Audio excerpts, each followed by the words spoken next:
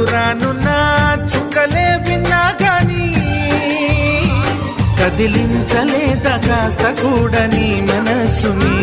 పరదాలు దాటి ఒక్కసారి పలకరించవేమి అందరినీ ఇలా వెంటపడి అడగాల సరదాగా నువ్వే ఎదురైతే సరిపోదా నిద్రపోతున్న రాత్రి నడిగా గుటికి చేరిన గువ్వల నడిగా